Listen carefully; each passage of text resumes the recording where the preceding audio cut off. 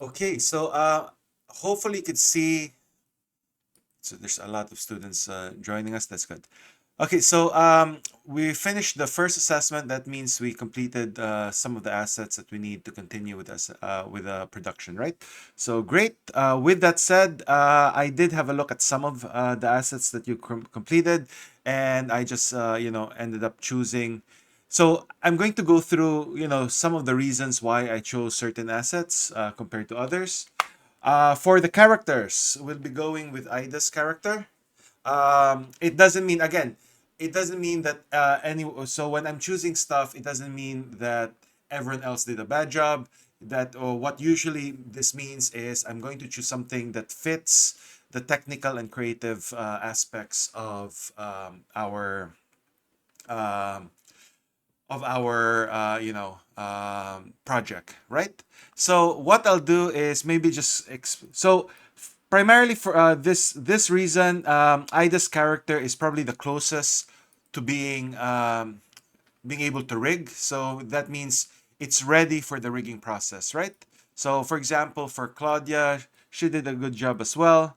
The only issue we have, and I already organized some of the stuff there. The only issue we have is the mouth is closed, so um, there's no cave or cavity for the mouth, and the lips are sealed as well. That will be that's going to require additional time to model, and that will become an issue for us because we need to go to the rigging process after immediately, right? So again, there's technical and there's also creative aspects to this. Okay, so good job there, Ida. As I mentioned, we still need to refine it. There might be issues with clothes, but let me just have a quick look. But it is accessible using let's see. So if you have a look at the OneDrive page, again, everything is updated there. Let's have a look. Okay. I think you had some similar issues with. I know this is actually okay. So that's fine. Okay. So it's going to require some texturing, but I think that's okay. Okay. So for sorry, did someone say anything? Okay. There. So that's good. We have a character for the inventor. That's great. Uh, let's have a look at um, for the sibling character with we're going with Hanbin's one. There are some issues there though. The reason again is Hanbin's character is probably the closest with regards to the creative and technical requirements for the project, right? So again, it is here, but I did modify it a little bit. Um, the one key issue we have with if Hanman's here, if Michael's here, one key issue you have, guys, is when you're modeling stuff. And let me just show you, I guess, if it's here. There. Okay. Uh, so that actually has thickness. That's always an issue when you're trying to model stuff. So when you do this as a simulation or when you're rigging this, see, basically you have thickness there. There's interior faces. So that means if we do it as if we rig it, regardless if we're doing a cloth simulation or a rigging or just simple rigging, what will happen is the faces inside the cloth will penetrate and intersect with the faces outside the cloth. So basically what I mean, guys, is see, you have an interior one. So see? So that's an interior area of the cloth, and we have an exterior part of the cloth. It sounds like a good idea because there's thickness there, but that's usually an issue when we're trying to simulate stuff. So how do you simulate thickness? So to simulate thickness, what you normally want to do is, so for example, this one, I removed it and retopologized that because that was also an issue that was extremely high res. So that will be an issue for us. So to simulate thickness, guys, you really just need to do it here. See? So it's still one face. See? If I delete that, it's just a hole. Okay? But if you want to simulate thickness, you just simulate thickness here, meaning just add an additional edge there, and then just move it in. So see, so basically it looks like it has thickness, but it doesn't really have that any thickness at all. Okay, so you might want to do it here as well. Okay, so see, now we are able to simulate thickness, but as I mentioned, see, we just put it in. Okay, so there's you have thickness there, but you don't actually end up modeling stuff. Okay, so good job there, Hanbin, as well. Again, it's the closest we have technically. I did modify the proportions a little bit uh, because I placed it side. When you do stuff like this, you place it side by side with the main character and see if the proportions and the dynamic works. So there's just a few minor changes there. So good job there, Michael. Okay, so let's have a look at the next thing. Okay, so for the props, I haven't looked at your stuff, but what we'll be doing, or what we will be doing for the props characters, is we'll be placing that, directly in the scenes later on. Okay. For the spirits character, the closest thing creatively and technically that is production ready is the one with Hannah. That includes topology and stuff like that. So, for example, some of you created, the other character artists created good work, but again, we're looking for something that's, production ready already, meaning topology is good, it's going to be easy to rig, and stuff like that. So we're going to be going with Hannah's character. So there's going to be two spirits. It's going to be the scorpion fly thing. Okay, and this one as well. Okay, so I think that's the ladybug. I'm not sure if I scaled up the ladybug. Let's see. Let's have a look. Scale reference. Okay, we actually need to scale it up. Let's just make it bigger. Like that, I guess. So 2.3. And then we just freeze transform that. Okay, great. Okay, so for the characters, is that clear? With any questions before we continue? Again, it doesn't mean that everyone else did a bad job. It just means that we're choosing something that's closest to, what we're trying to, well, technically achieve. Okay, so it has to be ready for the next stage, right? If it's not ready for the next stage, meaning there's going to be issues with regards to potentially rigging it, then I have to choose something else. Okay, so with that said, no other questions here. I think I'm recording, so that's good. Okay, let's have a look at next thing, which is this one. Okay, so for the airship object, we're going with the one that, so who did this? It's Thaddeus and Michelle, if I remember. Okay. Again, the reason for that, it's production ready. So what do I mean by that? So for example, not sure if who's here, who created the other one. Let me just have a look. So let's see. Let's see if okay, so Samuel, for example, created a pretty good one. The only issue we have is we will have several close-up shots. I understand you think it will be textured, but it might require additional modeling and additional details, right? So there's no navigation area here as well.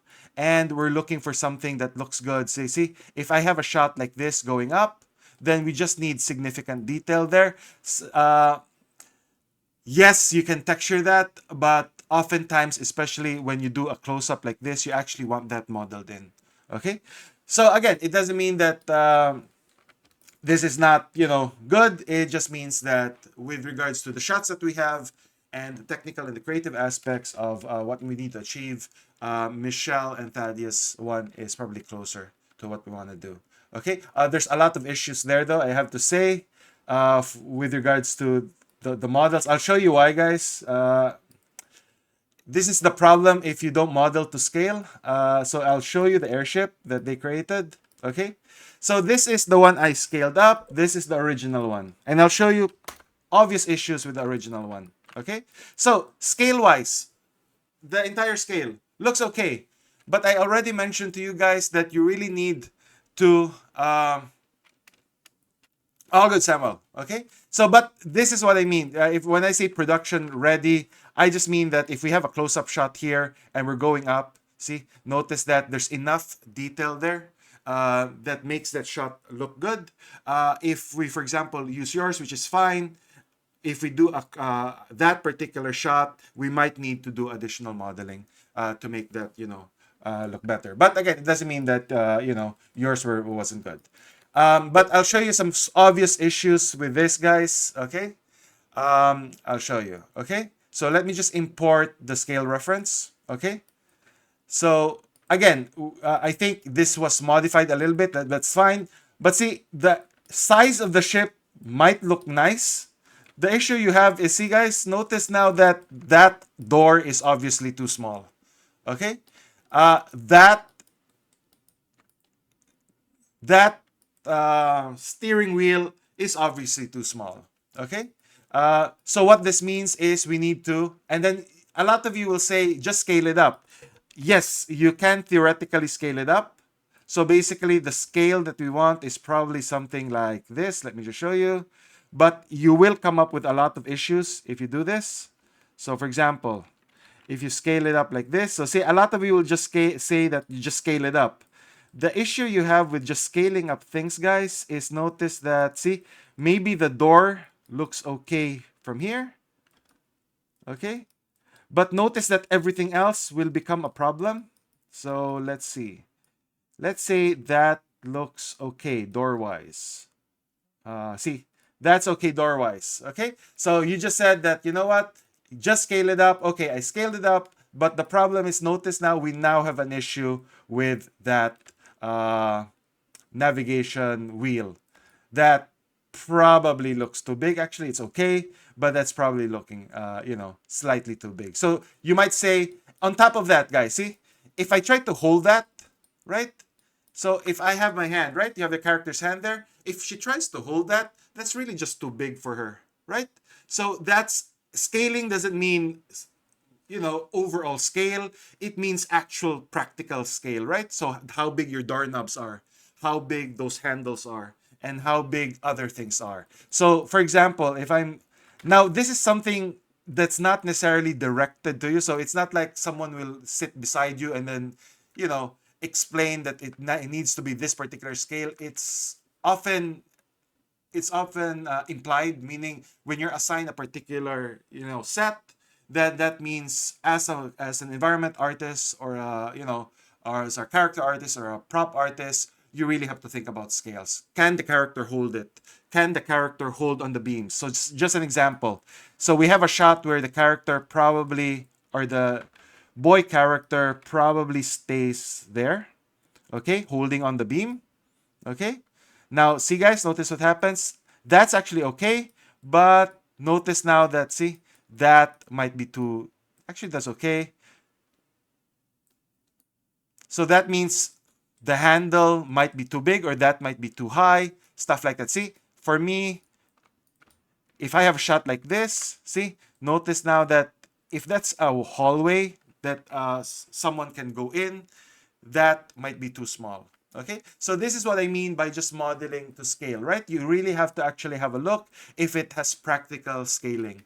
Okay, so that means if you modeled something like a doorknob, make sure the character can actually hold it. Okay, take note that if I just scale up and down the entire thing, it won't really necessarily work. See, if I scale it up and down, see, I can scale it down, but now the doorknob becomes too small. If I scale it up, then the doorknob becomes too big and the navigation becomes too small. Okay, it's an issue, especially with buttons. Okay, so a lot of you will say, just scale it up, the buttons become too big, and now we start modifying things. Okay, so with that said, okay. Okay. I did choose the airship, so good job with that. But again, moving forward, always think about scaling, right? When you're modeling stuff. So for example, if you're modeling, let's say, a mug or something that the character needs to hold, without a reference to the character, or at least the reference scale, it's going to be hard creating, let's say, a handle for the mug, especially if it's an important prop. Okay. So with that said, okay, I think we're good.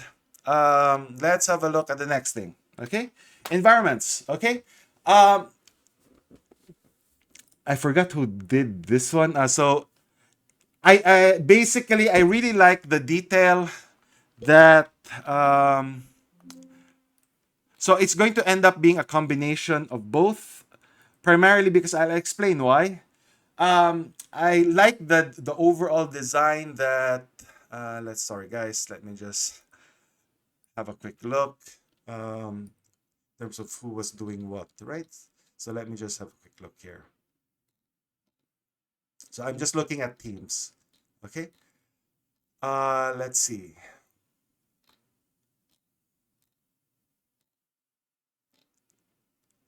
So I really like Brennan's design.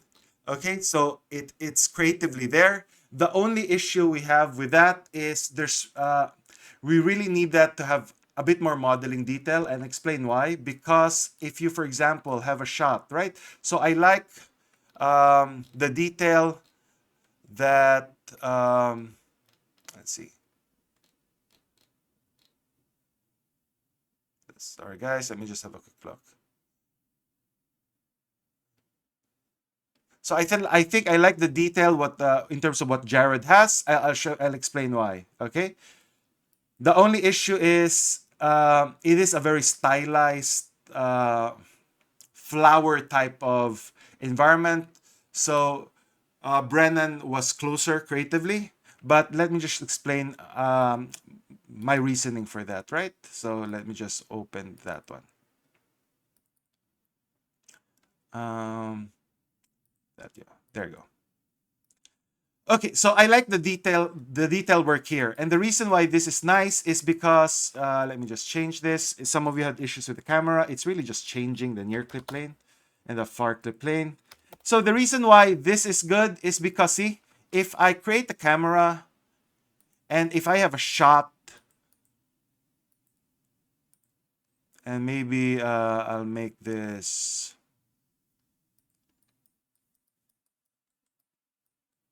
So see, so if I have a shot going here, notice that there's significant modeling detail there. See, I like that. So there's enough significant modeling detail to make that shot really look good. Okay, those minor things, and with detail, it also makes things big. So it gives you a sense of scale if you have enough detail there. Um, so for example, if you have something like what Brennan has, which is design wise really good. The problem is the details. So, for example, see, if I have a shot like that going, I guess, in that particular direction, if you don't see any character, it will look extremely, it doesn't look as big. So, you don't really get a sense of scale if you don't have a lot of modeling details there. So, what do I mean by modeling details? For example, if you just have, let's say, a road or a walkway there, that really looks like a walkway, or maybe some fences, what happens is, or maybe it's going to be gardens or stuff like that. The door, for example, see, that gives us a really good idea how big the area is. Okay, so as I mentioned, see, so additional modeling detail will really help, but you do have a really nice design there. So that, I think that will look good in a wide shot.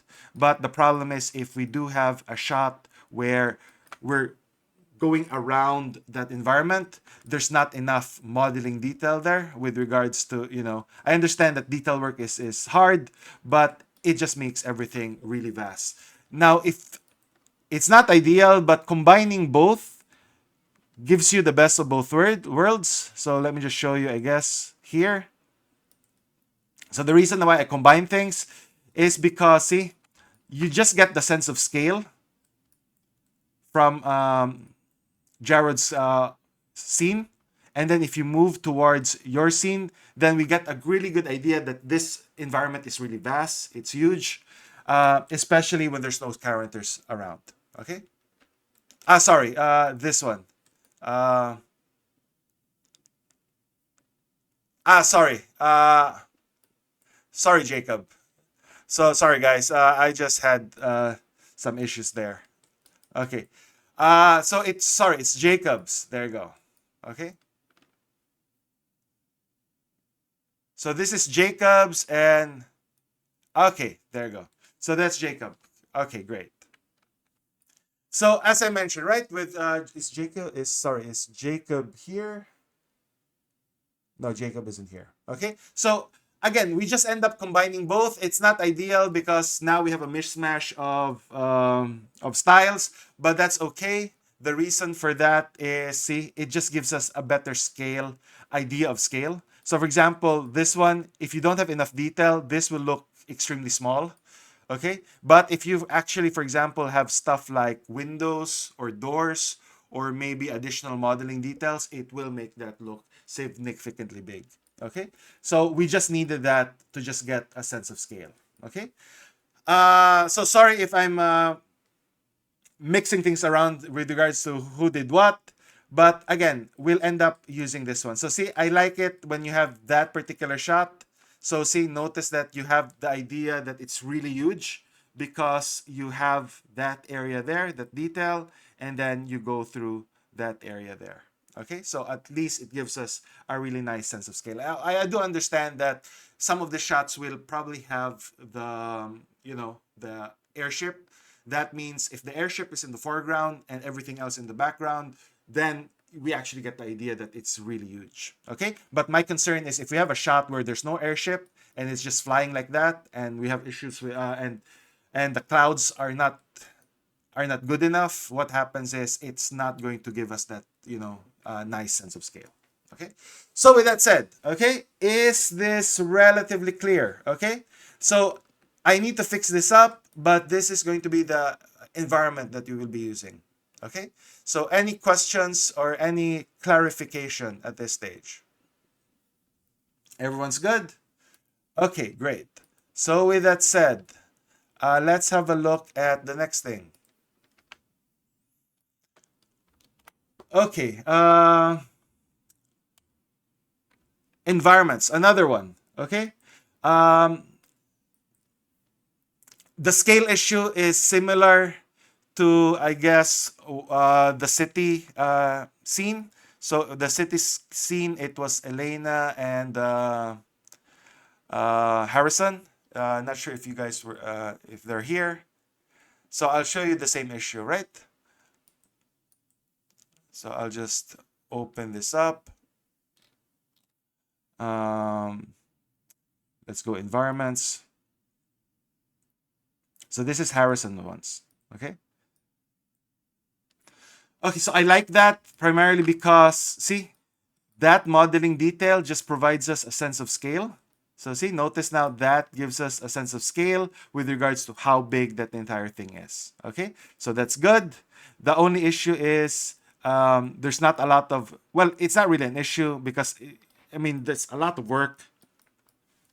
But see, there might be, I understand that a lot of this might be textured, but even that additional modeling details would have helped really significantly, right? So I do like that one. Okay, compare that to, again, Elena also did a pretty good job there, but let's have a look. Blackout, there you go. Okay, so just an example of the scaling issue. Okay, so see guys, looks good, looks nice. The problem is, see, if you have that particular shot, see, and if I just grab those two characters there,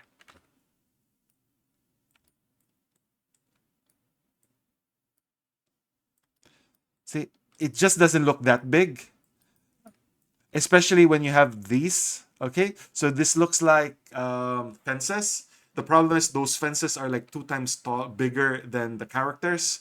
So again, it doesn't really have or give us any idea of the scale, right? So what we did is we're using a combination of both. But what Elena did was a lot of detail work around the city, which is good. So basically, we did a combination again. We combined both.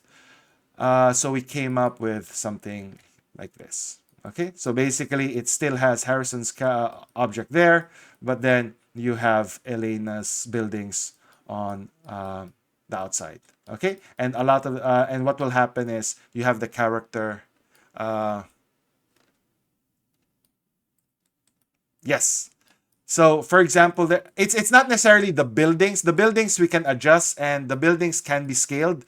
It's really more of that area there. See, so notice now that just adding those details, this one just makes it look bigger, because now you have a reference with regards to, because you have to look at things that people can relate to with regards to, I know that's a lamp. So I know theoretically that lamp is about this tall. So you just get a nice sense of scale with that. Okay. If you create fences that look like fences but are extremely tall, then we lose that sense of scale. So again, see, for example, this one, that's good because there's enough modeling there, detail, and I know roughly how big that area is. Okay, so that's good there. Okay, so we have that set. We're good.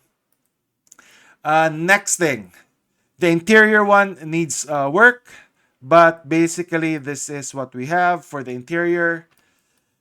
It's basically a combination of, again, that's the issue with this particular model with the airship, because with the airship now, um, we just have to make that taller, the entire thing, but that's fine. But again, it will primarily happen here. So again, it's basically using the props that Mitchell created for the animatic, and I just placed it there because we just need to replace that with the actual props that some of you created, and then we need to replace some of the stuff there. I think Andy created the paneling, the computers, and I just basically placed it where Mitchell placed the the button. So I think we have something there, but it needs significant detail later on. So we're going to talk about that, next. Okay. So 3 environments there, guys. You really have to have access with OneDrive to be able to get the latest versions of this. Otherwise, you'll end up just downloading stuff.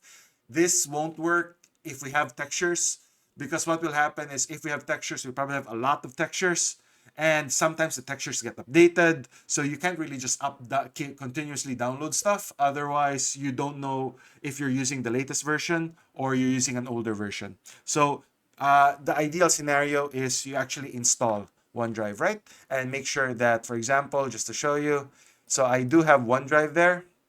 Okay, so see, I have OneDrive, and it allows me to actually choose the folders I'm updating or I'm syncing, and I'm making sure that that particular Explorers project is synced. It's currently 2 gigs. I expect that to be around 10 gigs. Okay. We find ways to make that smaller, but with production work, guys, it's usually, it will require some, storage. So we'll just see if we can make that smaller. But again, um, it just comes with the territory, I guess. Okay. So one other thing is just to show you. See, I have OneDrive there, and OneDrive, and then there's our student projects, and that's the Explorer project. Remember, you can right click on it and you can always keep that in your device. So what happens is any changes, it's all automatically updating stuff. And I think some of you are already doing that. What I don't want though is I don't want your Substance Painter files to be there. I don't want your ZBrush files to be there, primarily because it will eat up significant amount of storage.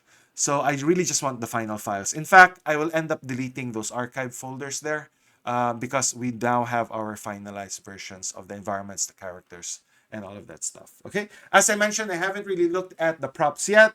Sorry for that. But as I mentioned, the props were more, it's it's essential, but it's not like we're not going to use it. We're going to be using every single prop that you guys created. So that's good. And I think some of you created some really good props as well. Okay, so good job on that. With regards to the layout, okay? So with regards to the layout, I haven't checked yet, but I did like what Mitchell has. So we'll probably end up using that for the first and second, sorry, it's first and second acts, and then we'll explore what will happen in the third and fourth later on.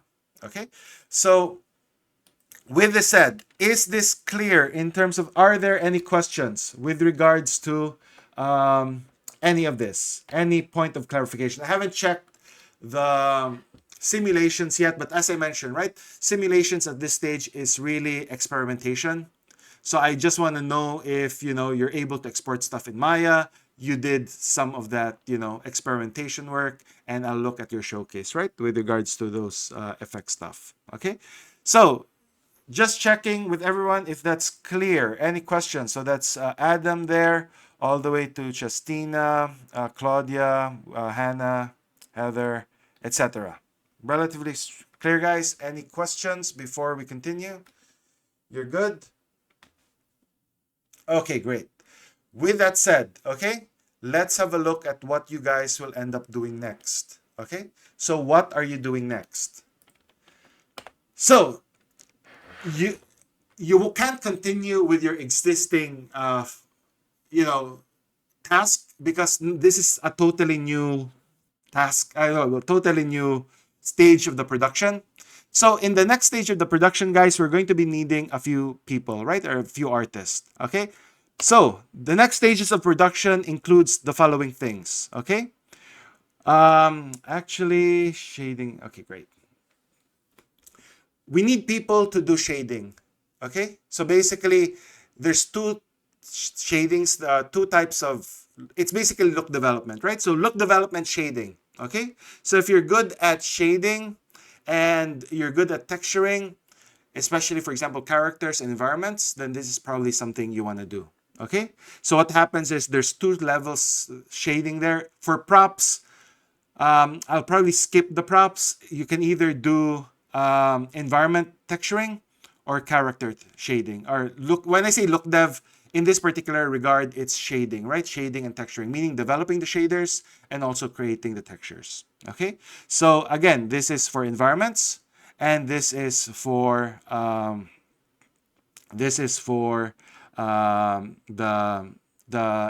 characters. Okay, now some of you might like to do lighting. Okay, so we can separate lighting from look devs.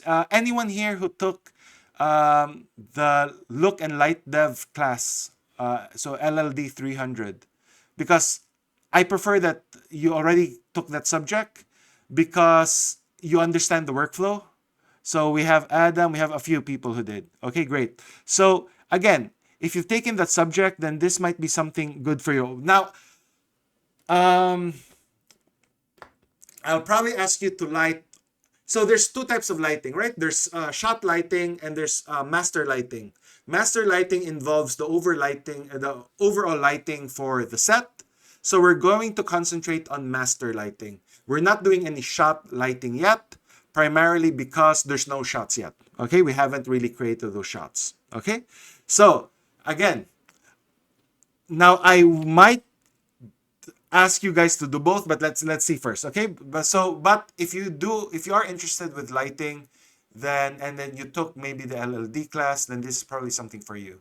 Okay, and I'll explain the workflow later on. Okay, you know what? Let's just explore the workflows first. Okay, so just to give you guys an idea, so this can inform your decision. Okay, so what will a look dev, shading artist, or set dresser?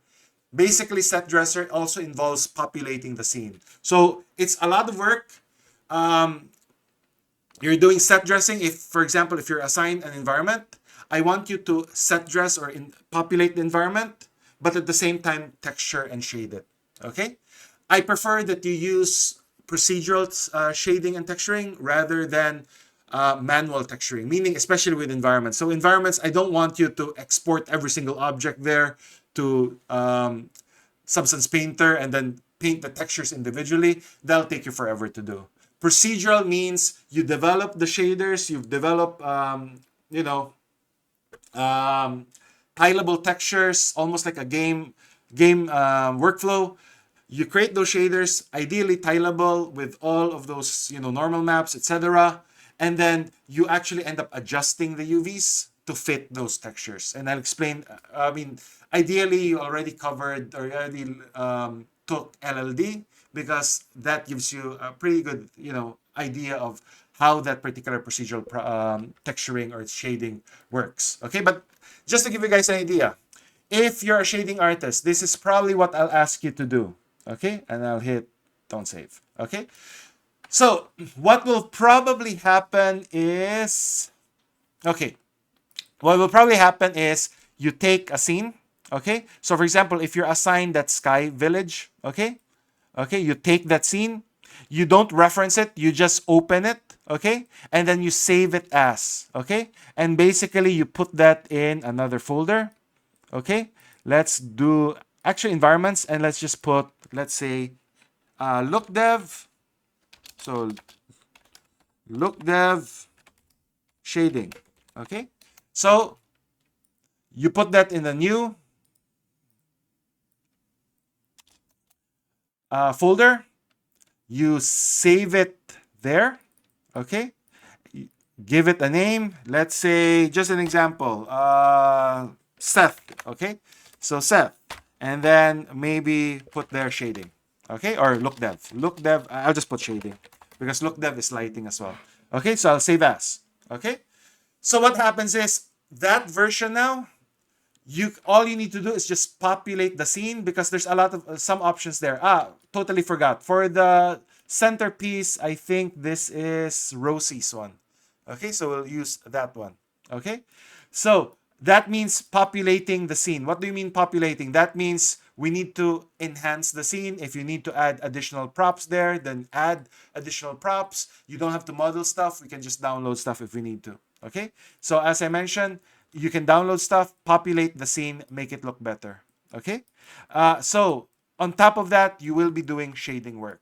Okay, so just an example of potential how you might end up doing this. Okay, uh, there's already some shading there, I guess, but my recommendation, right, is, let me just, I prefer procedural shading. Okay, or procedural texturing, meaning you create the UVs. Maybe I'll just use automatic mapping. Okay, so that, okay, and delete all type history. And what happens is you end up using a, again, you use a procedural material that has tileable textures, and then you just adjust the UVs out of that. So you assign the materials here, and basically you end up adjusting the UV. So if you can rotate it, you can move it. So again, instead of modifying or creating a texture that fits that particular object, you actually make the object fit that texture. So that's basically procedural texturing. Okay. Concept art for look dev. We will require a. Um, I think we had some mood boards, but we do need some mood boards, right? So we'll have a look at what mood boards we have, but we can't really do concept art because that means we have to wait a week before everyone else starts doing their thing. Okay, so we'll just have some sort of mood board. I think we already have a mood board, so we'll just go with that. Remember, we're going with a more stylized. What was that series that you guys wanted to use? I forgot. Sorry, that was Arcane, was it? Yeah, I think that's Arcane. That's right. So it's more shading. It's more stylized stuff, I guess. Okay. Okay, you can do this collaboratively, meaning the ideal scenario is this is a look dev team, meaning you actually design the shaders first, but this it's really rare for you guys to do that. So if you normally do this in a production, you normally develop the shaders. So every shader that you use is consistent, meaning they have a particular style, and then you agree on the texturing, or you can even agree on things like the type of strokes or the type of stylized painting that you guys will end up doing. But again, the issue with that is, I mean, you guys already encountered it. That means actually meeting, which is something, and actually talking and organizing stuff, which is something, unfortunately, again, because a lot of you are working, a lot of you are doing other things as well. That's really hard to do. So sometimes it's almost like you're herding cats when you're doing that type of stuff. Okay. Okay. Uh, I don't. It's going to be it's going to be stylized with regards to the character, the look and the characters, but I don't want it cell shaded. Okay, that because that means you need to develop cell shaded, meaning it's cartoony shading, or almost like Spider-Man, because that requires time to do. Okay, so I like that the textures are painted, but I don't want the shaders to be stylized because that requires some of you to really know how to do it.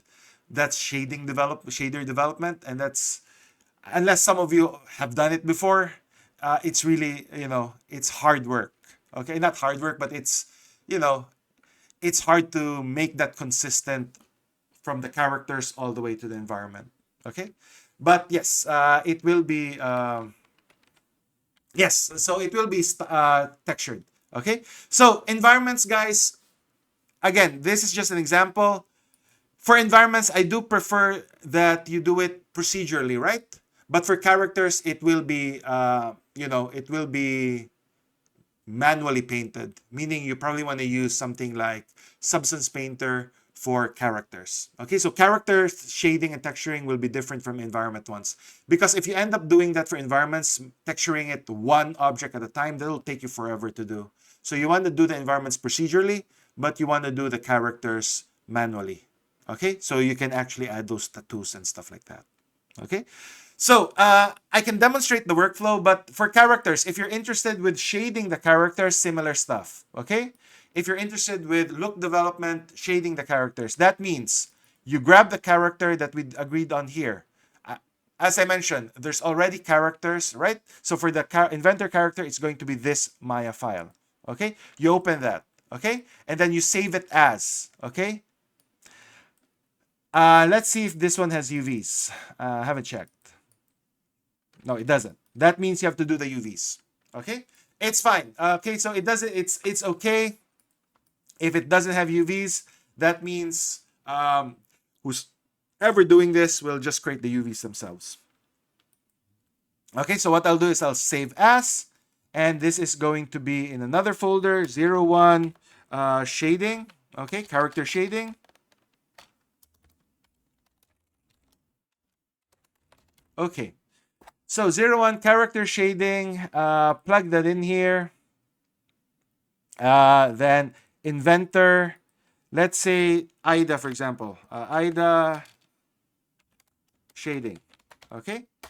So what this means, guys, is you're going to create the UVs there. You're going to export that to Substance Painter, texture it, and you have to know how to bring it back. Okay. So that's the thing. Okay.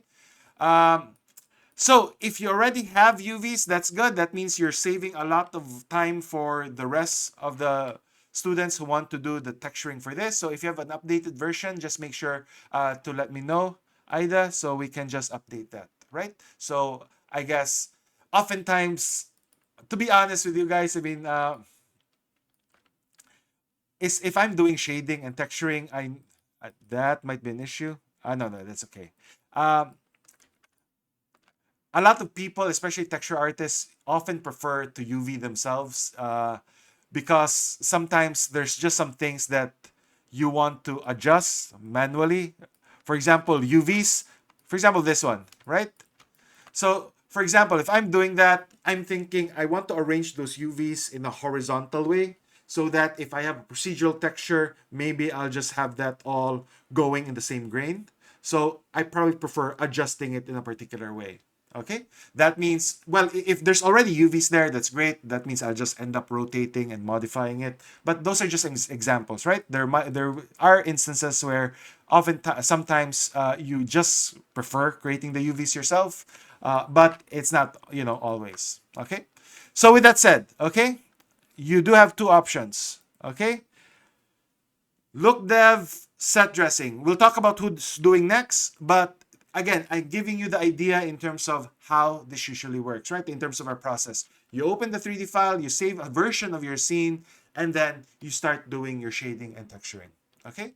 So any other questions before we continue? Everyone good? Great. So this is if you're interested with look development, shading, and texturing, right? If you're interested with lighting, okay? What the process is, I'm going to assign you, I'll probably end up assigning you all three. Um, I do want to limit it though, primarily because we'll just have a look later on. Because if you're doing master lighting, that's probably not a lot of work because you're just focused on the scene. So I might ask you to also do some of it, although the interior is actually challenging. Okay, but we'll just see. But anyway, if you like lighting, look development lighting, I'll show you your workflow. If you're doing lighting, what you'll end up doing is not importing the scene. What you'll do is you'll actually create a reference. So create a reference. For example, you're creating a reference for the environment. So the reason for this is any changes to the environment, it will automatically be updated to you. And another good thing about this is I can easily replace the reference with something else. Okay? Okay, so this is IDA's UVs. That's good. That means this is UDIMs. So if, I know that's actually, yeah, it looks like it's UDIMs. Okay, so basically you have different tiles there, right? That means you can easily export that to ZBrush, but just make sure you're using UDIM workflow inside ZBrush. Okay? Sorry, not ZBrush, Substance Painter. But that's something, we can talk about later on. Okay? It looks like it's not even UDIMs. It's just separate objects having separate UV tiles. Okay? Or several different objects having different materials. Okay. Okay, with that said, okay? Let's have a look at lighting. So with regards to lighting, guys, okay, you create a reference for the environment that you're lighting. Again, master lighting is lighting the environment, right? Shot lighting is after the master lighting is done, you light the individual shots one at a time, meaning you use something like 3-point lighting to make sure that the character's face is visible. You use additional lights to enhance that lighting there. Okay, the thing is you cannot just use the same lighting. You can't use the master lighting for all of the shots. It won't work. Okay, so it won't work because similar if it did work, I mean, cinematographers won't use lights at all if they can just use the light from the environment.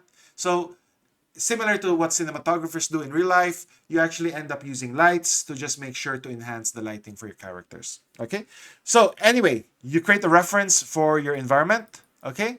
Once you create that reference, guys, okay, the thing you'll end up doing is you're going to assign a 70% gray material to all of them. Okay? So a 70% gray material for all of them because you don't want to be distracted with the color and the textures. When you're doing lighting, especially in a team environment, you don't want to be distracted with what's happening with the shading. You just want to light it, with a standard gray material for all of them. So what happens is you just assign a gray material for all of them. That means, again, I'll go to rendering, hypershade, and then I'll assign a gray material to all of them, right? So maybe I'll assign that standard surface. It's 70% gray, guys. That means you actually need to go in and then just change, let's say, this to 70% gray, maybe roughness, and then 70% gray, maybe something like that. Okay? And then you end up creating your lights. So that means you may use something like Arnold. Unfortunately, I would, if you're using Blender for this, I probably won't let you do this because if you're using Blender, that means we can't use the lights in Maya anymore unless we find, we modify the lighting again. So again, I prefer that this one is done primarily through Maya. The thing with being a 3D artist, guys, is you're a 3D artist. You're not really a Maya artist. You're not a Max artist. You're not a Blender artist.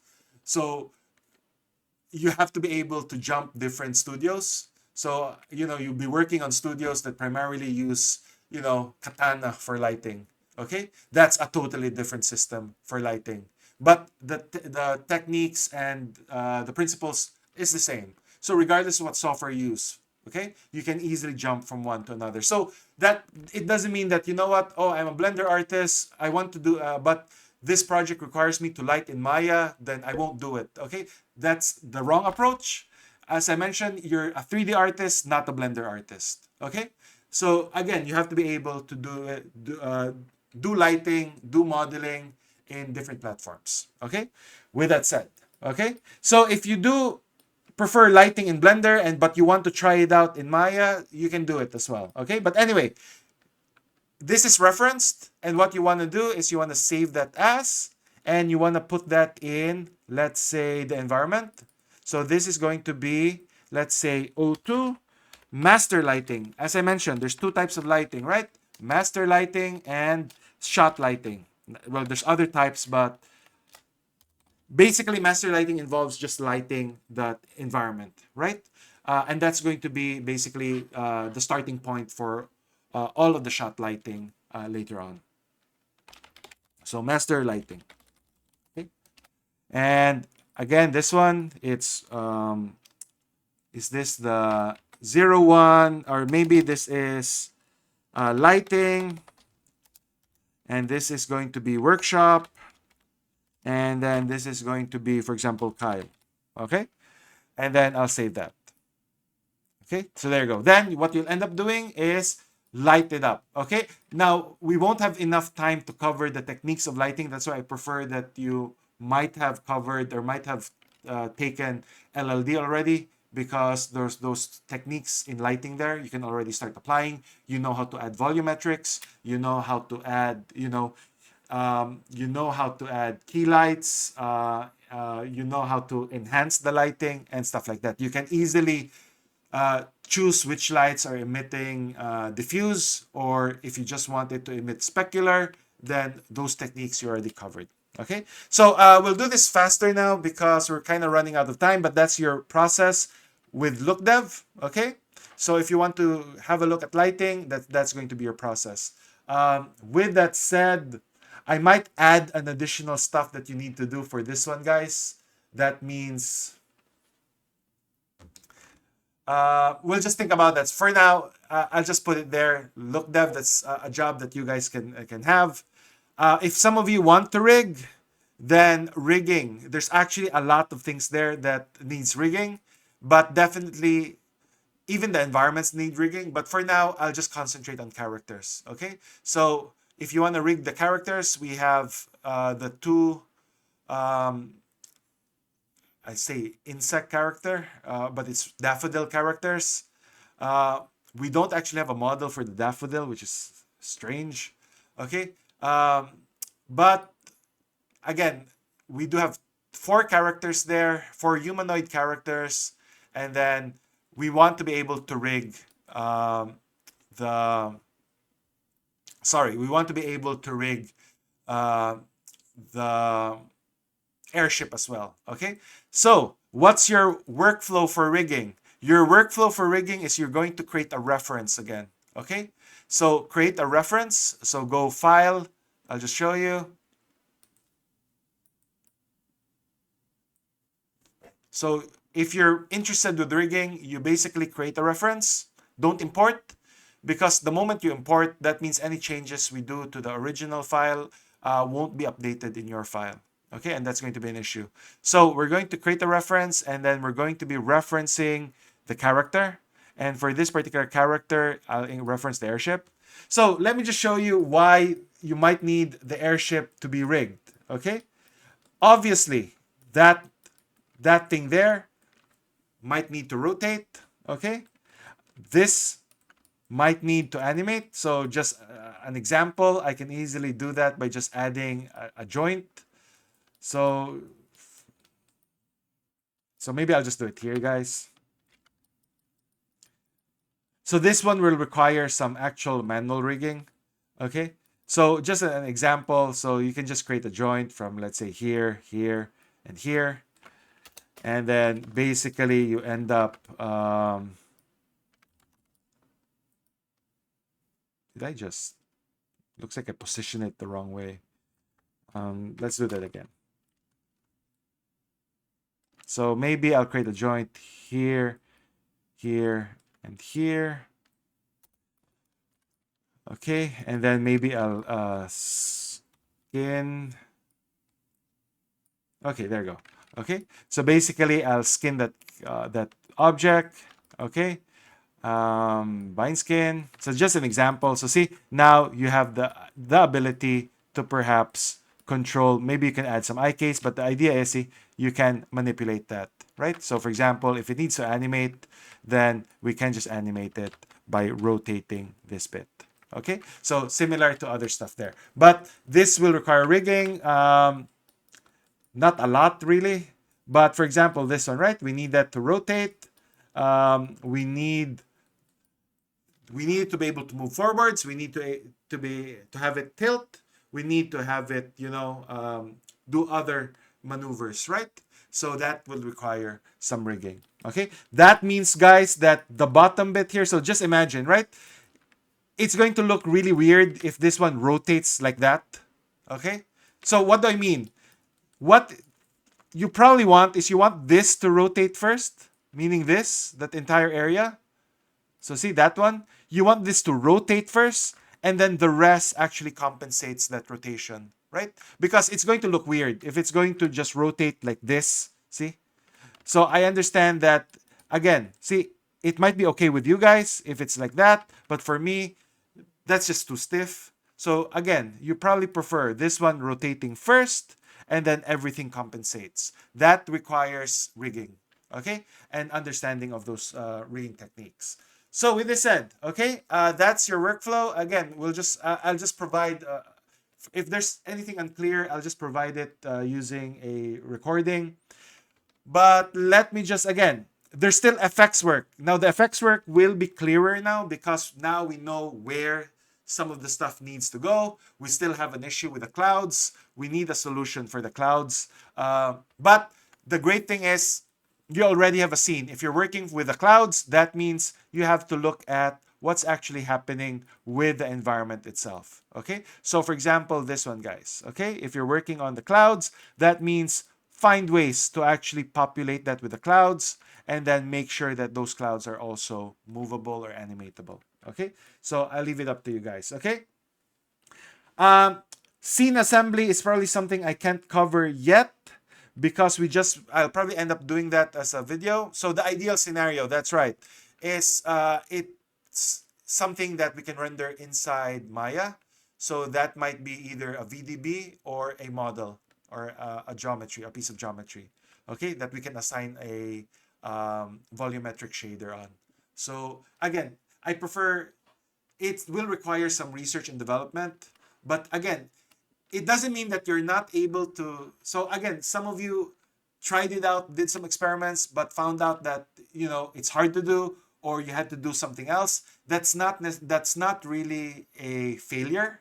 Meaning you did experimentations, you tried it out, and basically what you discovered is you need to come up with another solution. Okay, and that's really consistent when you're doing stuff in production, guys. You might spend a month testing something out and it doesn't work, and then you have to pivot to something else. So that's totally fine. Okay, so again, we don't expect, especially with simulation work, you don't expect to come up with an actual solution immediately. Okay, a lot of you will end up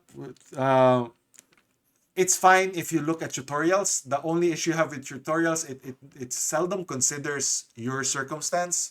So for example, what if your circumstance actually require you to export it in Maya? Or what if your circumstance, we can't have it, really high res, or we can't have that spending 2 hours or 5 hours rendering a single frame. So again, it will require some research and development there. Okay.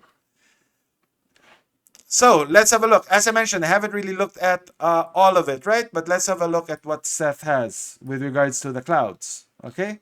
So not sure if you shared it here.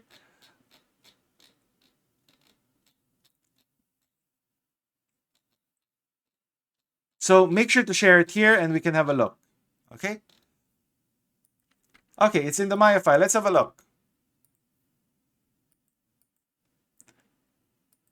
effects, and then clouds.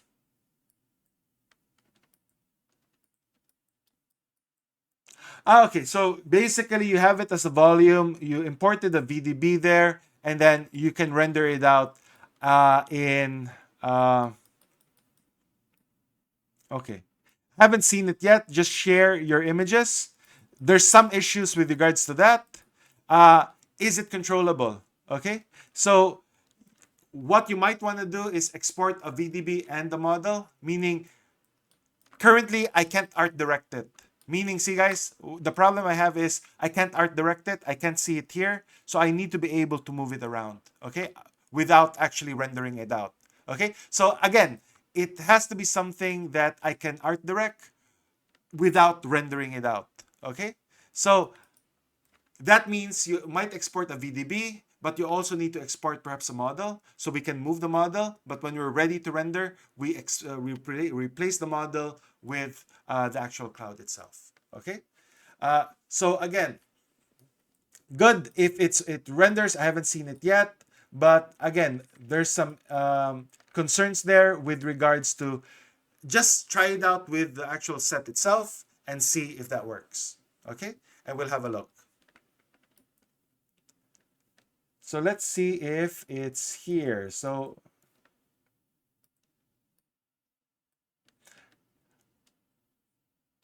okay. So we'll have a look at that. Maybe just share the images of those renderings in Teams. Okay. So let's see. This one, guys, I'll probably need to do this as a recording. For some of you are um, interested with creating the previs.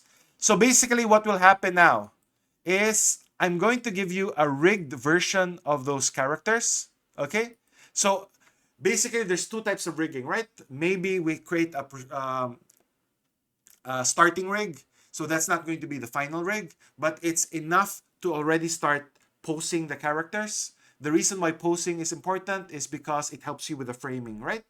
So again, what happens is you can now start using the actual set and the rigged characters and even the finalized props to enhance your layout. Okay, so basically what this means, guys, is you're taking your layout a step further and coming up with something that looks even better, right? So we call that a previs, a pre-visualization, but you can also call that blocking or whatever. The important thing is we can take that visualization to the next level. We can actually end up using rigged characters, temporary rigs, we can use the props, and we can use the sets. Okay, that means we need to adjust some of the camera work that you've done there. Okay, I haven't chosen which one to use, but as I mentioned, for the first one, we do have. So for the first one, we're going with what Mitchell did. Okay, so let's have a look.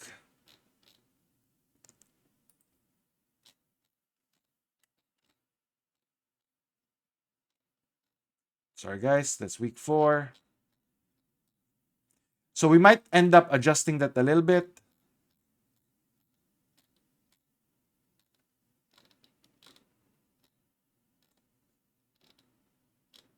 There, okay.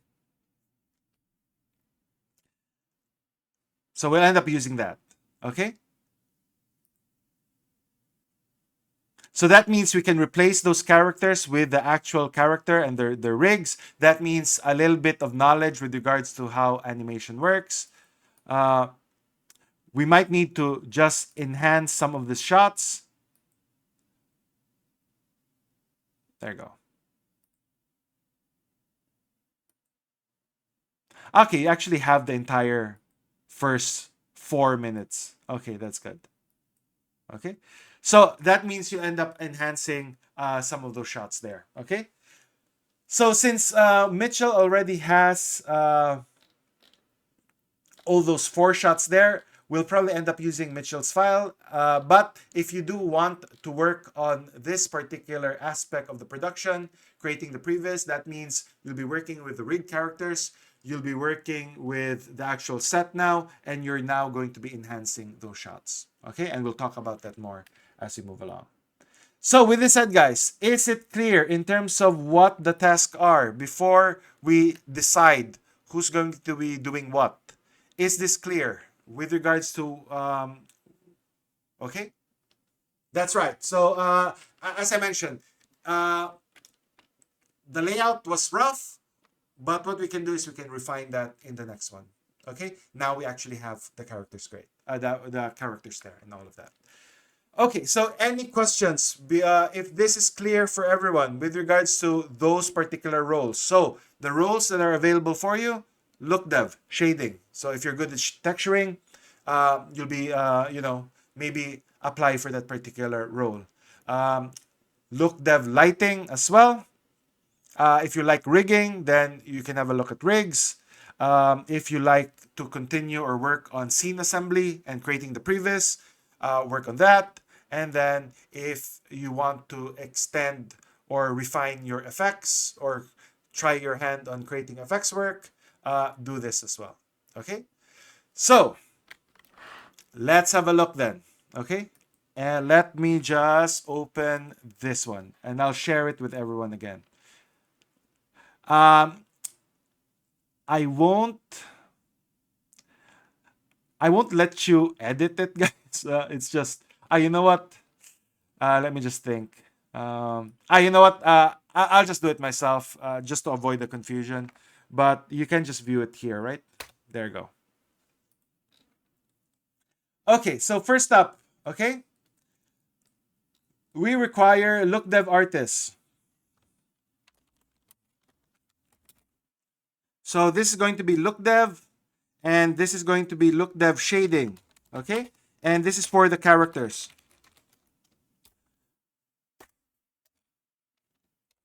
Okay, so anyone interested with, again, you can, if you're interested with more than one task, that's fine.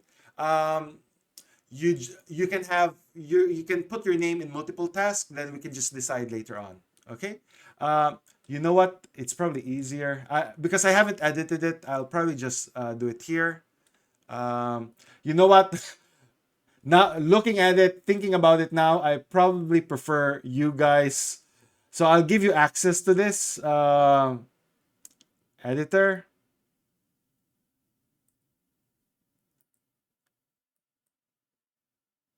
Okay. Um, Copy board link. So I'll let you guys edit that. Okay. So let me just adjust some of this stuff. Okay. So we're doing it here. This is assessment 2. Put your name there if you're interested with, let's say, shading, texturing the younger boy, the older sibling, the dandelion spirits. Okay. Next thing, blimp as well. If you're interested with the blimp, shading the blimp, you can put your name there. Okay. Let's have a look at, sorry guys, environments, we're not done yet. So environment shading. Okay, I'll put shading there. Environment shading. So that's shading and texturing. So again, I prefer this to be procedural, right? So we have the exterior. Okay, we have the utopian village. And then we have the, I'll skip the utopian village, guys, also includes the village square. So I'm going to remove that village square now because again, this actually includes the village square. Okay.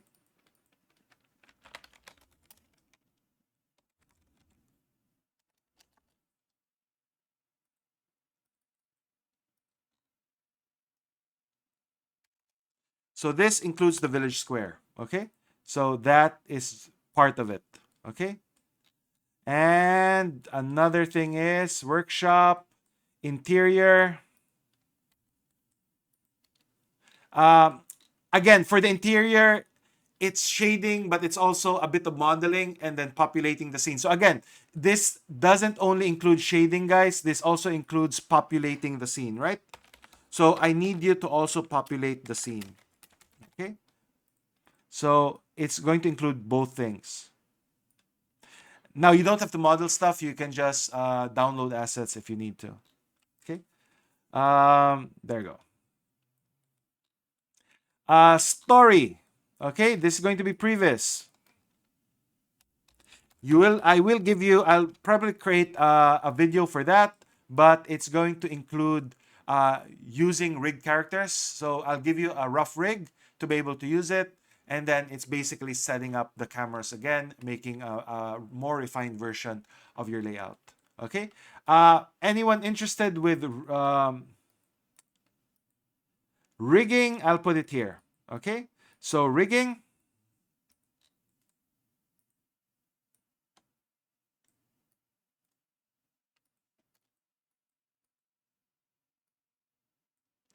So I'll put rigging, guys. And there's going to be, for rigging, I will ask you to, so there's a few rigging here. So rigging will be for the insect characters, all of them. So 2. So I want you to rig that. So then there's going to be rigging um, for the girl character, for the inventor.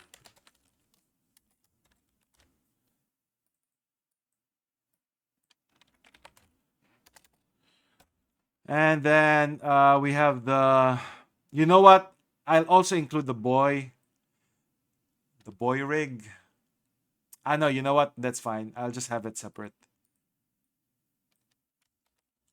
Rigging includes facial expressions. Okay, so we'll talk about blend shapes. Ideally, you already covered Annie 203, so sibling rig, and lastly we have the um, airship rig. There you go. Okay, so let's see. There.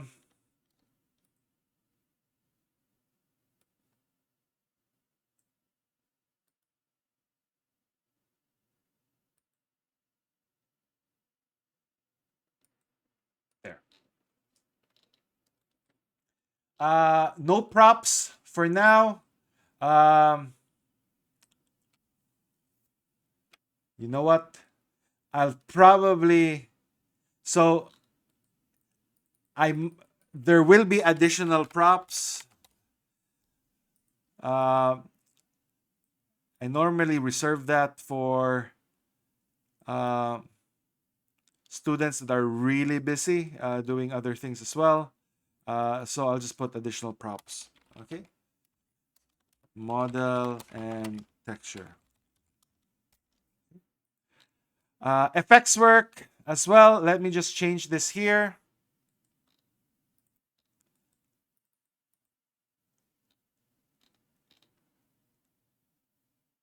Yep, you can do you can create your if you're in texturing, that I won't recommend to create the blend. Well, if you have time, then yes, you can. Okay, so I'll put controllable moving clouds in sky village scenes.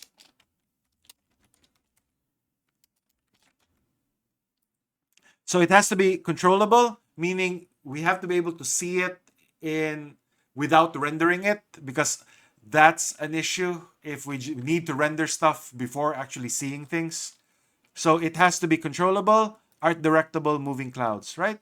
Um, for this one, let's see.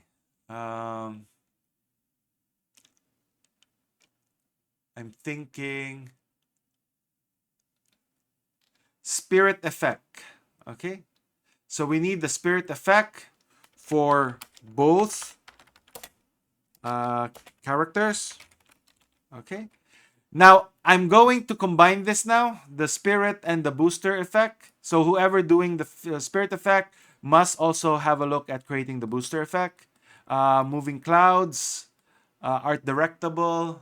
Um, let's see.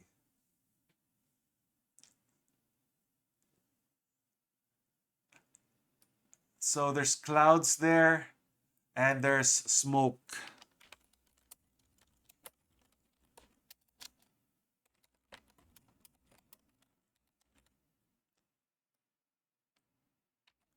And I need to also include rain there. Okay, so if you are doing this, guys, you have to do all of it, right? Rain.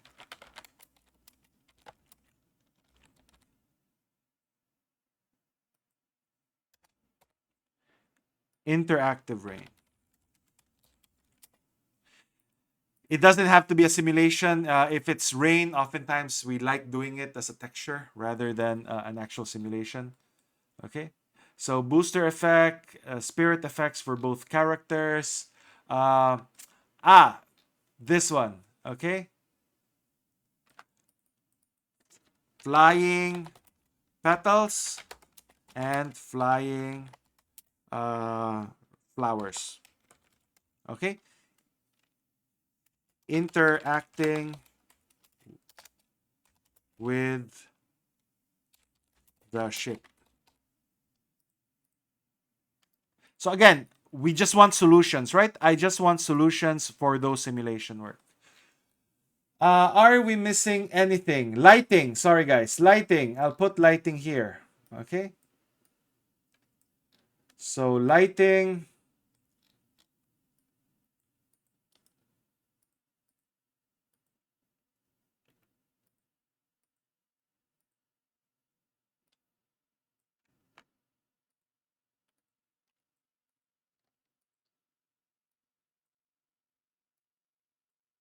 Jeez.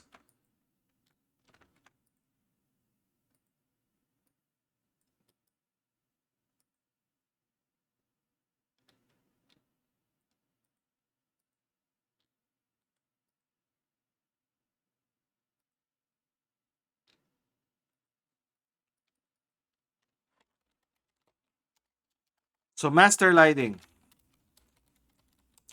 If you're doing master lighting, it's going to be all sets. So there's 3 environments there. It's going to be for all 3. Okay, so there's interior and there's also exterior. And ideally, it's Maya, right?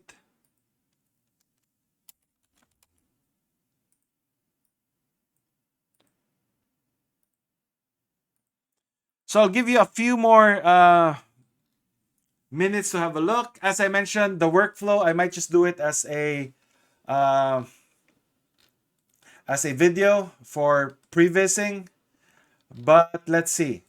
Okay. So a couple more minutes, then I'll start deciding. Okay. Older sibling. Okay. Competitive, right? I theoretically Hannah and Ida will do it competitively. Younger sibling. Let's see. Michael and me. Sorry, is Mia here or was that? Ah, yeah, Mia's here. Okay. Okay, there you go. Okay. Dandelion. Dandelion character. Sorry. Dandelion. Guys, for the dandelions, I need someone to actually create the dandelion props. The actual flowers, don't download that. It's usually very high res. You have to. So we have one issue though. We're lacking one character, the dandelion flowers based off uh, the. So I want you to create flowers based off what the characters look like.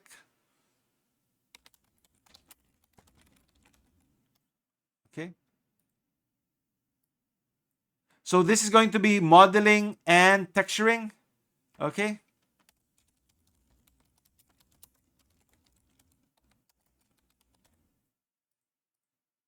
So I can see Jared already.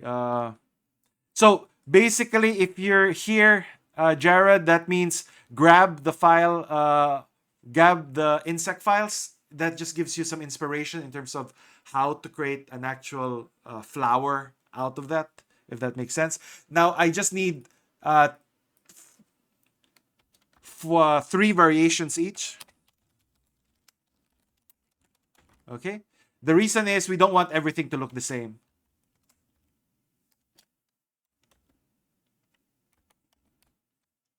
So this is modeling and texturing.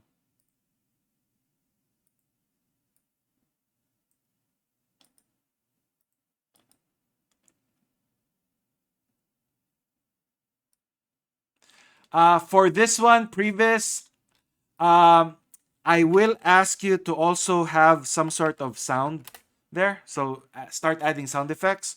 Actually, there's probably no sound really. You know what? Let's just put sound effects. Okay.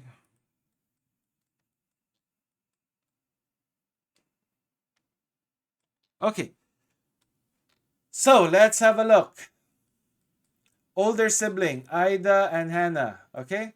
Younger sibling, Michael and Mia. Dandelion characters, that's shading. So Hannah, you're already in the.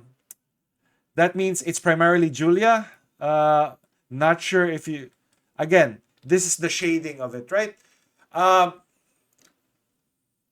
this is actually challenging because you have wings, and normally wings are they have translucency.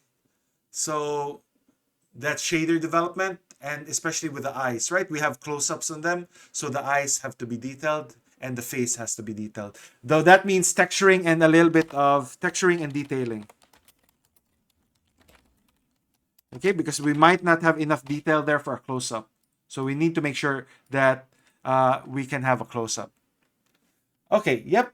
So what do I mean by close-up, guys?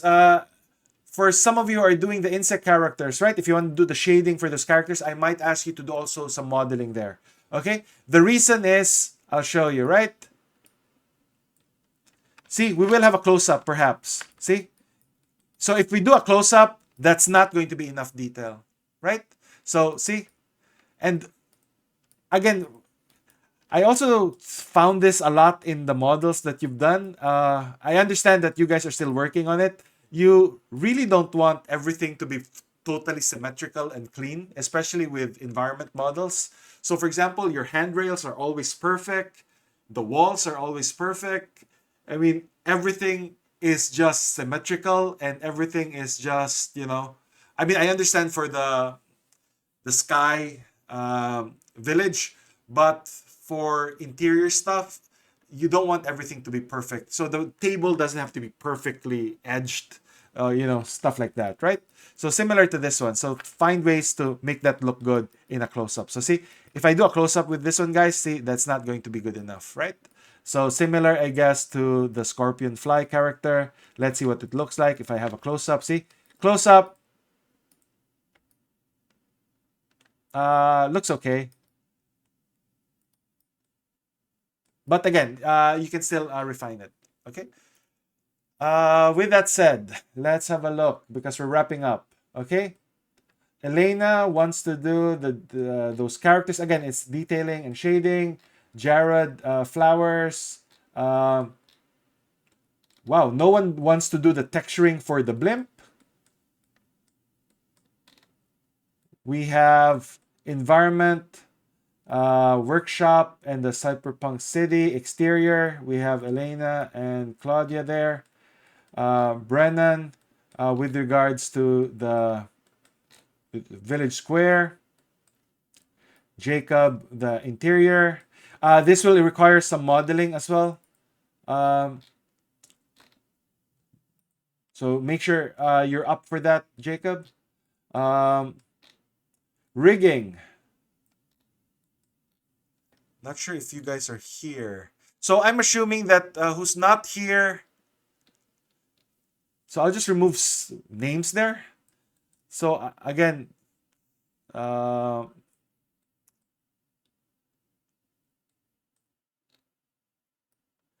Sorry, guys. Let me just verify.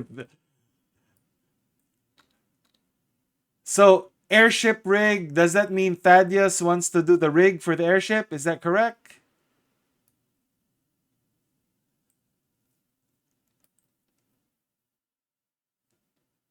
Okay. So, rigging the airship. There's not going to be. Okay, Claudia's doing the. Okay, at least we have people there. Uh, okay. FX research. So I'm just going to remove names for now, guys.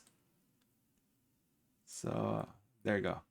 Okay, so for previous we only have, so let me just, so I'll just, previous we only have Mitchell there. Okay. Props.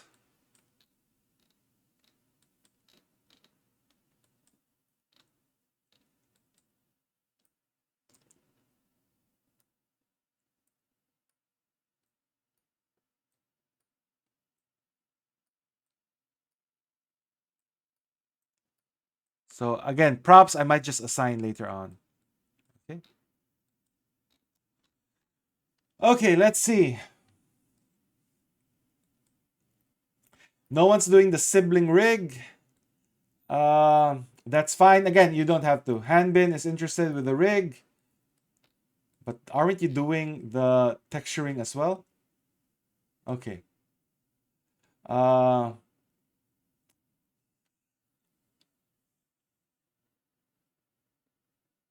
anyway, let's just see what happens. Okay, guys, finalizing stuff at this stage, right? Okay. Um, Ida, Hannah. So can you guys, if you have more than one task, I really don't recommend more than one task. I mean, I much rather have the task, clear for you guys. So for example, Ida texturing the older sibling, that's good. Hannah as well. Okay, so that's shading, right? So shading. I'll just change the color if it's approved. So shading here. Okay, I'll just remove perhaps there. So shading for Ida. I'll just make it bold, I guess.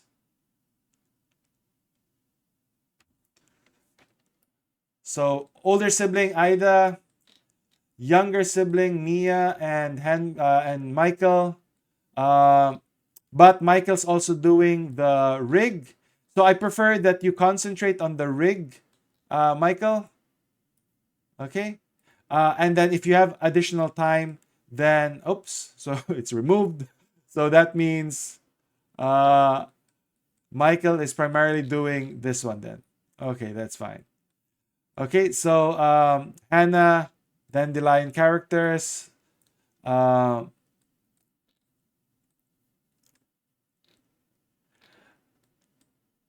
Claudia is doing this. Jared is modeling the flowers. We might have too many people doing the dandelion character there. That's okay. Rig. Uh, is Anna here? I'm assuming that this is from earlier. Uh, Inventor rig. Okay. No one's doing the inventor rig. That's fine. You know what? Let's just remove the rigging altogether. Um,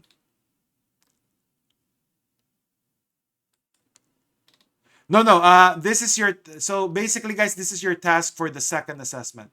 Okay. So this is now your task for the second assessment. Okay. So it's not like a per week thing. Okay.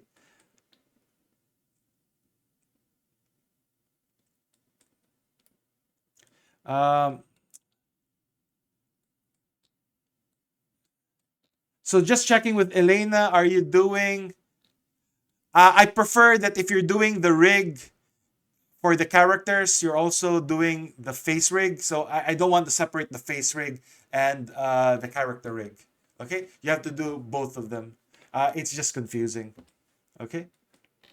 Uh, is Michelle here? Just checking with Elena if you're doing the rig or you're doing the shading. Texturing. Okay. Can I Claudia's doing the airship blimp. That's okay. Um, is anyone doing the lighting? Okay, so we have Harrison, Jungyan, and Justina. Okay, great. So again, it's primarily Maya based, right? So take note of that.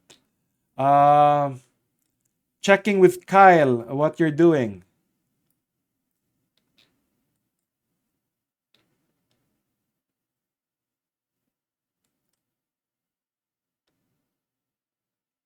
Uh no, it's basically story creating the previs, but also adding the sound. So basically, you need to do it in Maya, but also add the sound there. Okay, so it's not a separate thing. So basically, from the previs, you put it in Premiere and then add the sound. Okay.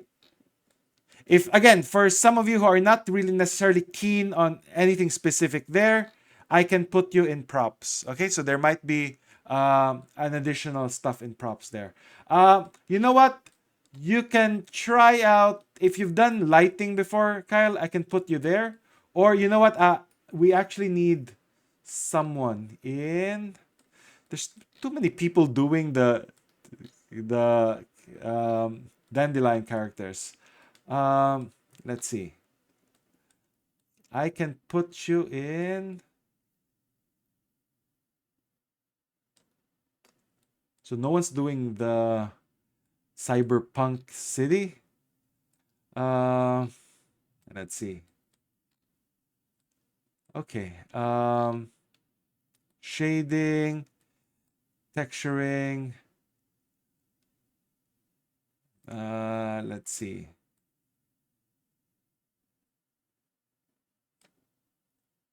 So I guess with two versions of it, uh, do you mind modeling and texturing dandelion? So three variations each. So that's 6 models, Kyle, that are again inspired by the dandelion characters because we need to see them flying, right? And we have close-ups on them as well. So if you're up for that, I can put you here. Okay. So we just have options with regards to that because we have close-up shots on that. Okay. Okay. I'll put Michelle. If Michelle isn't here, I'll put Michelle here. Okay. In the workshop. So that's texturing and shading. Uh, and Brennan is doing that. And then we have Jacob. Okay, great. Airship rig. No one's doing the inventor. So Elena, I'll remove your name here. Hannah, are you interested with the rig or are you primarily texturing? So just checking with Hannah if you're doing the rig or you're primarily texturing. Sorry, Hannah here. Okay. Okay, so Hannah working on the insects. Yep, remove that. You may remove that. That's fine. Okay. Sibling rig. Isn't Jared assigned to something else already? Um, okay. So Seth, I'll remove Hannah's name there. There you go. Sorry, is Rosie here? Rosie's doing the effects. Okay, Samuel, Adam as well, Seth, and Zishon here. I'll explain what you guys need to do later on. Anna, I'll put Anna in.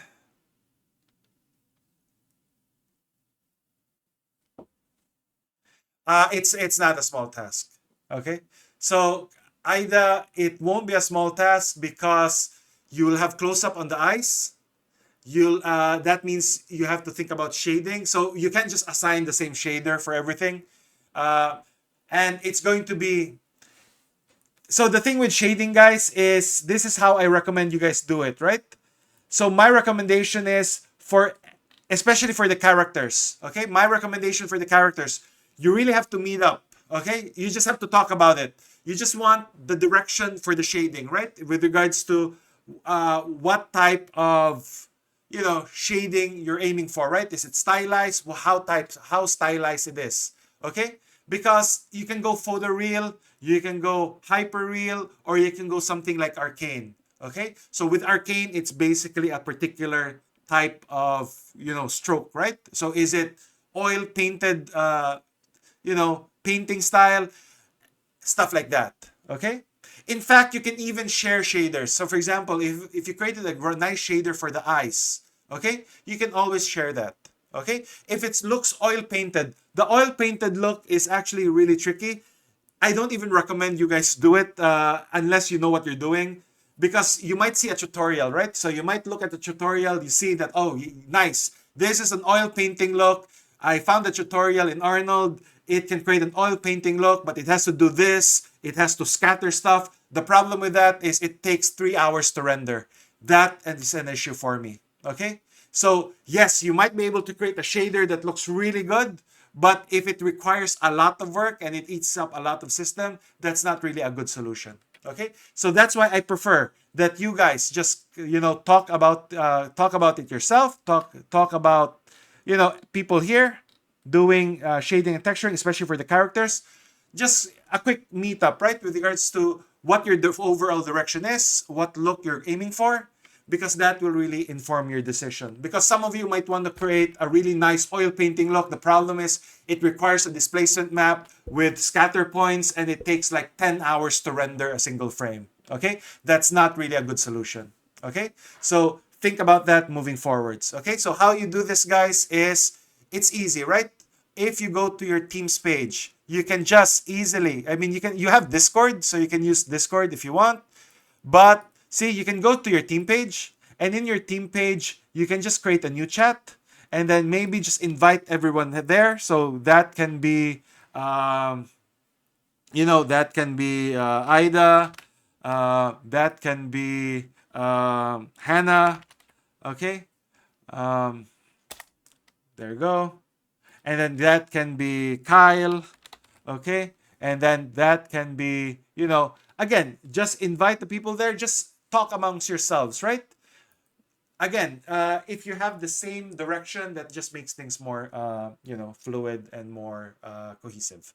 Okay, so it's actually a lot of work. Okay, so if you're shading one character, it will be a lot of work. Again, a lot of you will shade characters like this. See, guys, so let me just show you. A lot of you will shade characters like this. Okay, you look at it from that angle. Okay, so you try to shade it and you try to texture it from that view.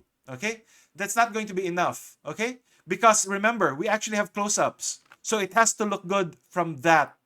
Okay, meaning, see, the eyes need to be detailed, the mouth needs to be detailed. If you need to create normal maps and displacement maps, then put normal maps and displacement maps. Okay, so again, see, notice that if the character, for example, if you have a shot where the character is pressing a button, what that means is that actually means this needs to be detailed. Okay, because we have, the reality is we probably have a different model for the hand just for the shots where it's pressing a button. So for what I'm saying is, see, if it's pressing a button, you have a shot where it's like this. See, that means that's probably going to be textured. So that's why I prefer this to be U-dimmed. So what do I mean by U-dim? You probably have the hands as a different UV tile. You want the arms to be in a different UDIM tile. You want, let's say, the torso to be in a different UDIM tile, and maybe the pants, and maybe the boots. Okay, but the face definitely a different UV tile. The hair, and see, we might have close-ups like that. Okay, so it's a lot. Okay, just to give you guys an idea, can anyone guess how many UDIM tiles Smog from Lord of the Rings has? Can anyone guess? Roughly. A lot. In fact, I know the texture artists. I think I remember he said 120 tiles. 120 tiles. Okay? Just for that character. Okay? They have a lot of other stuff on top of that. Okay? But it's 120 tiles. Okay? So again, I'm not saying you do 120 tiles here. I'm saying you'll probably end up doing like uh, eight or maybe around eight. Okay, especially because you have props and stuff like that.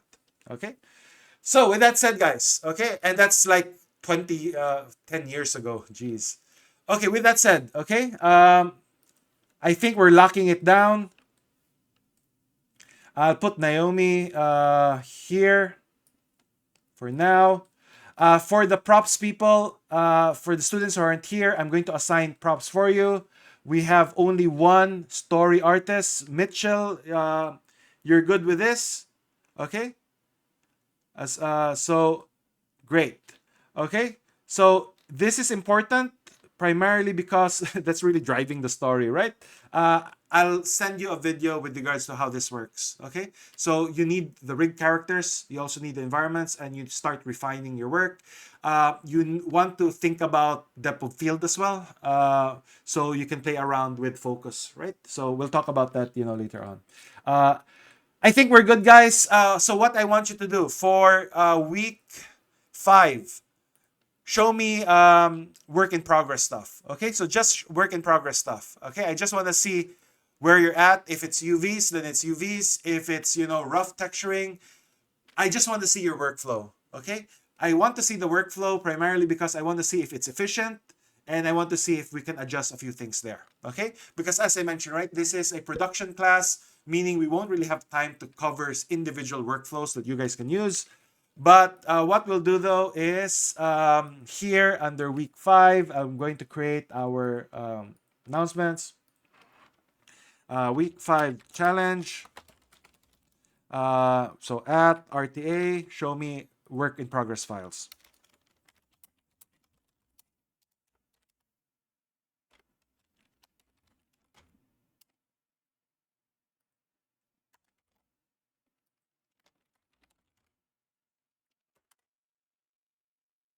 Show me work in progress files. Make sure you have an assigned task for assessment 2. Okay. And that's it, guys. Okay. So what I'll do is I'll stop the recording.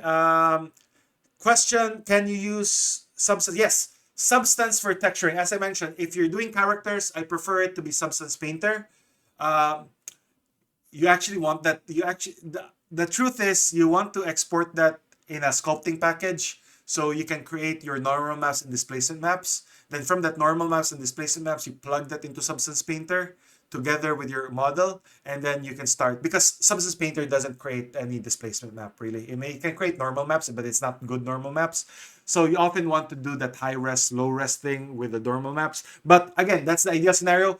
Environment though, I don't want you to export that in Substance Painter. Okay, I prefer that you do it procedurally. Okay, if you don't know how to do it procedurally, that means you can use Substance Designer and export the procedural materials. But I want you to actually use procedural materials in Maya or in the environment and basically adjust the UV space of that.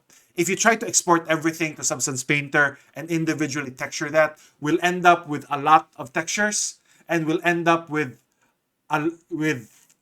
not only a lot of textures, we'll just end up with really a lot of, well, basically a lot of textures, and it's going to eat up a lot of our resources. Okay.